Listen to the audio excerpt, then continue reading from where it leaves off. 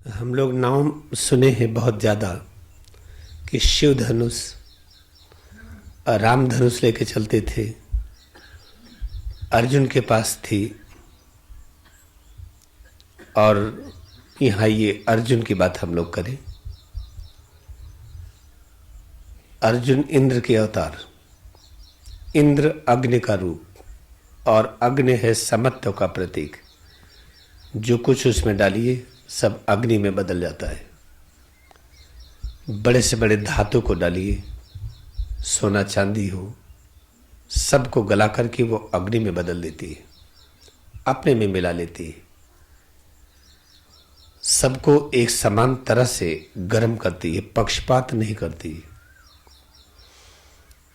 इसलिए अग्नि तत्व को समत्व का रूप कहा गया है। और जब समत्व की स्थापना होती है तो अपने अंदर इंद्र की शक्ति जगती है। और इंद्र देवताओं के राजा है। जहां पर इंद्र वहीं पर सारे देवी देवता। इस शरीर में समत्व की स्थापना करें तो आपका संपूर्ण देवी देवता क्रियाशील होंगे। ये पूरा शरीर देवी देवताओं का कार्य स्थल बन जाएगा। तो समत्व की स्थापना के लिए आवश्यक क्या है? गांडीव। गांडीव क्या है? सिर और रीढ़ की जगह। सिर और रीढ़ को गांडीव धनुष कहते हैं।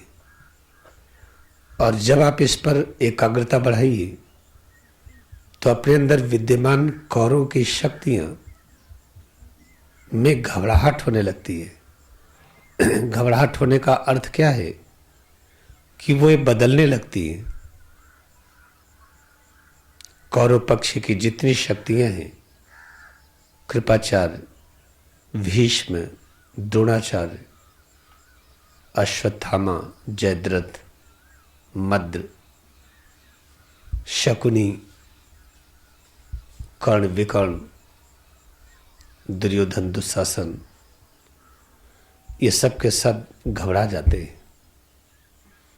और इन्हीं कौरव पक्ष के जितने महारथी थे, ये अपने अंदर अभी भी हैं, ये हमेशा रहते हैं। ब्रह्मांड में जितनी चीजें थीं वो आज भी हैं और वो अंत तक रहेंगी। वो किस रूप में हैं वो समझने की बात है। जिस प्रकार एक बीज में जड़, तना, शाखाएं, पत्तियां, कांटा, पुष्प, फल सब होता है, लेकिन उस बीज में कैसे है उसको देखने की बात है। उसी तरह से अपने अंदर कौरव पक्ष के लोग विद्यमान हैं। किस रूप में? काम, क्रोध, लोभ, मोह, मद, मत्सर, इस रूप में कौरव पक्ष विद्यमान है। जब हम सिर और रीढ़ में एकाग्रता बढ़ाते हैं उस समय इन सब शक्तियों में हलचल हो जाती है। हलचल का अर्थ क्या है? ये बदलने को तैयार हो जाती है। ये काम और क्रोध रूपांतरित होने लगता है मन और इंद्रियों की शक्ति में। जो लोभ है ये रूपांतरित होने लगता है समत्व शक्ति में। जो मोह है ये रूपांतरित होने लगता है अनंत प्रेम में। जो मद है वो रूपांतरित होने लगता है धैर्य शक्ति में, विनम्रता में। जिसे मत्सर कहते हैं, संस्कार, अहंकार और अविद्या। द्रोणाचार्य, भीष्म और कृपाचार्य ये सब रूपांतरित होने लगते हैं योगेश्वर कृष्ण की शक्ति में। तो इनमें हलचल मचती है। तो काम, क्रोध, लोभ, मोह, मद, मत्सर जिसमें हम उलझ गए हैं, इनको रूपांतरित करिए। इनके मायाजाल को हटाइए, इनको बदलिए देवत्व में। इसके लिए बड़ा सरल उपाय है कि हम गांडीव को पकड़े रहे, सिर और रीढ़ को पकड़े रहिए। और ये क्षत्रिय धर्म है कि हम युद्ध करें, क्षत्रिय धर्म किसको कहते हैं?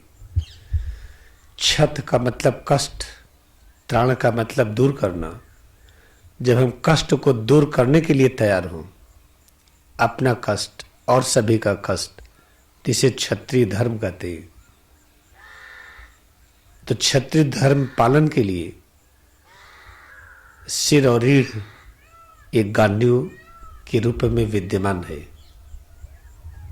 यहाँ वो क्षत्रिय धर्म नहीं है जो हम लोग अपने समाज में बना रखे हैं, अलग अलग जातियां, इस तरह का कोई वर्णन नहीं है। जो शास्त्रों में वर्णन क्षत्रिय है, उसका स्वरूप यही है कि जब हम अपने कष्ट को पूरी तरह से दूर करना चाहें और सभी के कष्ट को दूर करना चाहें, तो उस समय शिव धनुष, गांडीव धनुष ये बहुत ही आवश्यक है। इसकी टंकार से अपने अंदर के संपूर्ण वे शक्तियां बदलने लगती हैं जिसमें हम फंसे हुए हैं, कष्ट में हैं, बीमारी में हैं।